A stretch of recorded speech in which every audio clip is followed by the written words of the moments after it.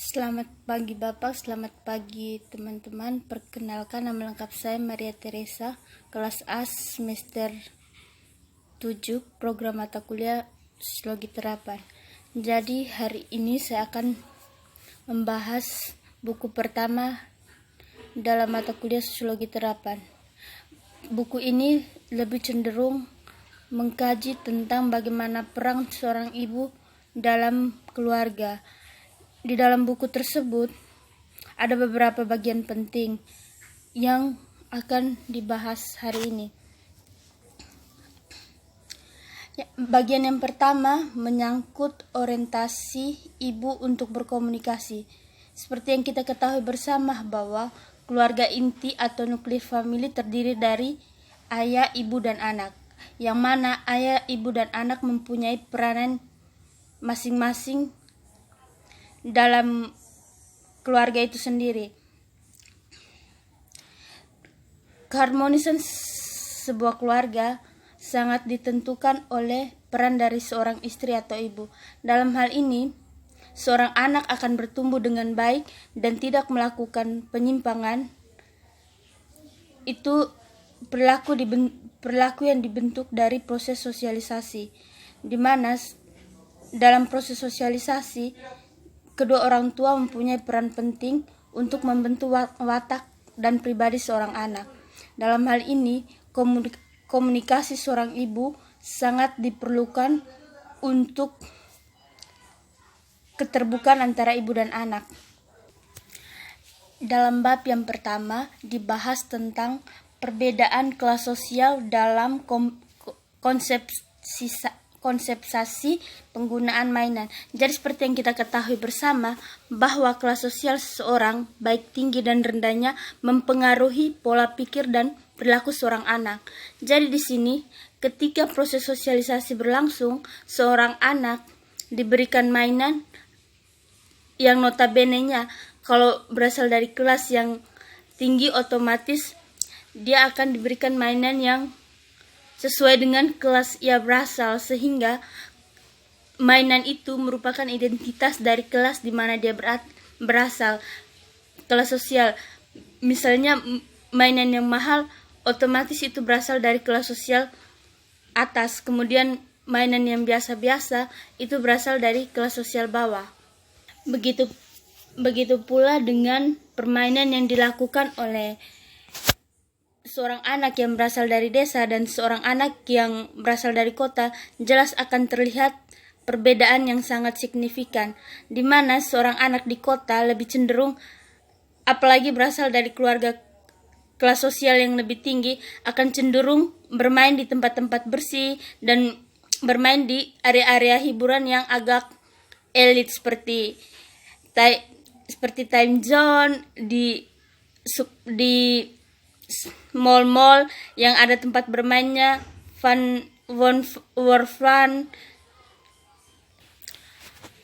Hal itu berbanding terbalik dengan seorang anak yang notabene-nya berasal dari desa, akan lebih cenderung bermain di tanah berlumpur, bermain katapel,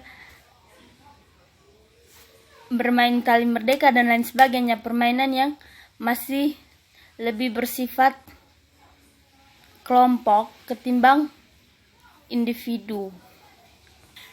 Seorang anak yang berasal dari kalangan kelas sosial yang tinggi dari kecil akan diberikan akses pendidikan yang lebih ketimbang anak yang berasal dari kelas sosial yang rendah. Seorang anak yang berasal dari kelas sosial yang tinggi, dia akan memperoleh pendidikan, fasilitas, les privat yang dimulai sejak dini, ketimbang seorang anak yang berasal dari kelas sosial yang orientasi seorang ibu yang notabene-nya merupakan seorang wanita karir akan meluangkan waktu untuk berkomunikasi dengan anak sedikit, dan hal itu berbanding terbalik dengan seorang ibu yang memang notabene-nya ibu rumah tangga dan bukan wanita karir. Dia akan mempunyai waktu berkomunikasi yang lebih ketimbang seorang wanita karir. kita beralih ke bab selanjutnya, yaitu bab 2 yang membahas tentang perbedaan kelas sosial dalam relevansi bahasa untuk sosialisasi. Seperti yang kita ketahui bersama, sebelum prasekolah penggunaan bahasa juga berbeda antara kelas sosial atas dan kelas sosial yang di bawah. Yang mana seperti yang kita ketahui bersama bahwa kebanyakan anak-anak yang berasal dari kalangan kelas sosial atas biasanya sebelum prasekolah mereka biasa ada latihan privat dan menggunakan bahasa yang notabene-nya sudah bahasa Indonesia yang baku, ketimbang anak-anak yang berasal dari kelas sosial yang rendah, apalagi yang berasal dari kampung, karena kebiasaan mereka menggunakan bahasa daerah setiap hari untuk berkomunikasi. Seperti yang kita ketahui bersama, sosialisasi merupakan proses pertama dan terutama seorang anak sebelum menginjak usia sekolah atau sebelum keluar dari rumah. Proses sosialisasi sangat penting karena dia akan membentuk karakter dan kepribadian seseorang. Dan jika ketika proses sosialisasi itu terjadi dan seorang anak salah menyerap nilai dan norma yang diajarkan waktu proses sosialisasi tersebut, maka akan terjadi ketimpangan atau penyimpangan sikap atau perilaku dari seorang anak tersebut, dan hal itu akan sangat berpengaruh kepada equilibrium masyarakat atau keseimbangan masyarakat, di mana ketika seorang anak keluar dari rumah dan berinteraksi dengan orang lain, dia akan membawa sikap dan perilaku yang mana merupakan cerminan dari proses sosialisasi yang dijalaninya. Dan ketika proses sosialisasi yang dijalaninya menyimpang, maka seorang anak tersebut akan berperilaku yang tidak baik dan mengganggu masyarakat setempat. Jadi di sini keluarga mempunyai peranan yang penting dalam proses penanaman nilai dan norma sehingga tidak terjadi ketimpangan di masyarakat. Seorang ibu haruslah perlu untuk meluangkan waktunya seluang-luangnya untuk menemani anak dalam proses sosialisasi tersebut. Seorang ibu mempunyai peranan yang sangat penting ketika seorang anak menyimpang. Ketika seorang anak menyimpang, maka hal pertama yang akan dipertanyakan adalah siapa orang tua anak tersebut, sehingga mengapa hal ini terjadi, mengapa seorang anak menyimpang, maka akan dicari bibit bebet bobotnya.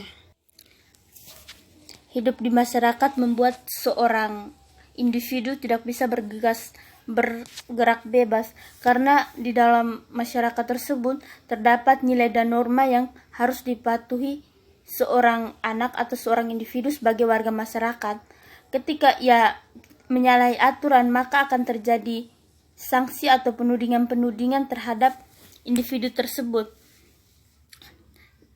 Jadi di sini proses sosialisasi merupakan proses yang sangat penting. Terlepas dari itu semua, kelas sosial juga sangat menentukan identitas seorang anak dan perilaku seorang anak ketika ia menginjak masyarakat itu tersebut.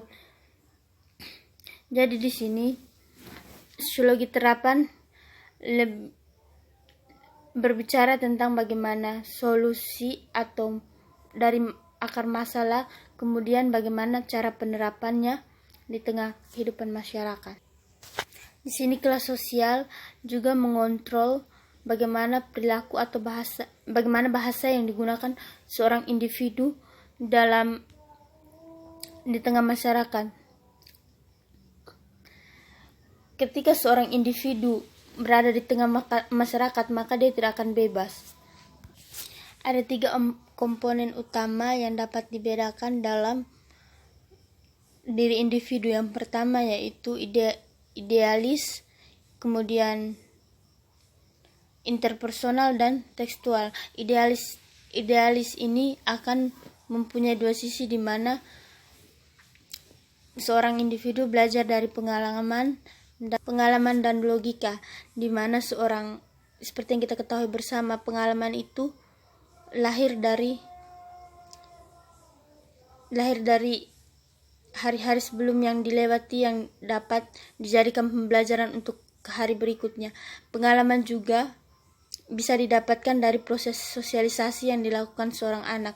Kemudian logika berkaitan dengan akal pola pikir seorang yang didapatkan melalui proses sosialisasi dan proses belajar.